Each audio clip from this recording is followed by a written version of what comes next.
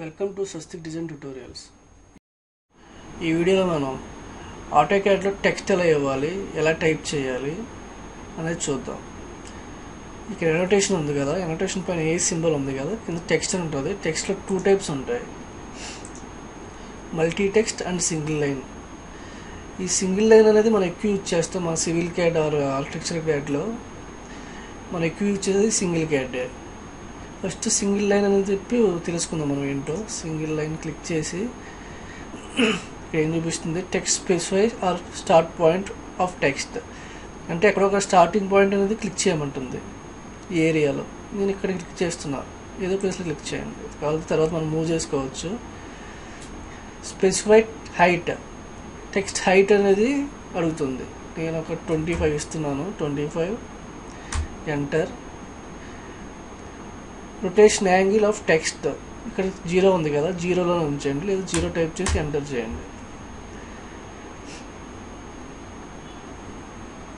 ఇక్కడ మీకు కర్సర్ కనిపిస్తుంది కదా, ఇలా వస్తుంది. ఇక్కడ మీరు టైప్ చేసుకోవచ్చు ఏదన్నా. లైక్ ఏం చేస్తున్నాను, స్వస్తిక్ డిజైన్ ట్యూటోరియల్స్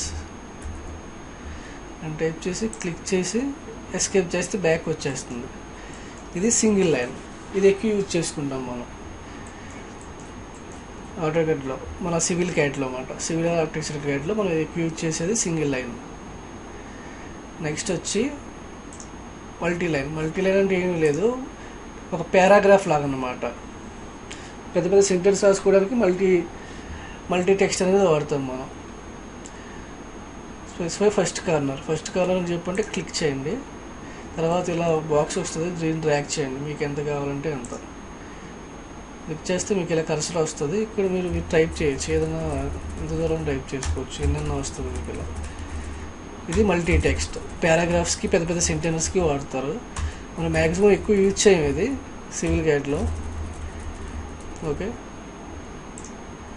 ఇలా అన్నమాట. ఇది టెక్స్ట్ కమాండ్. టెక్స్ట్లో multi line, single line, multi text, single line, ఇవి రెండు ఇలా యూజ్ చేస్తాం అన్నమాట. Okay, thank you. Do like and subscribe to our channel. Thank you so much. Thank you.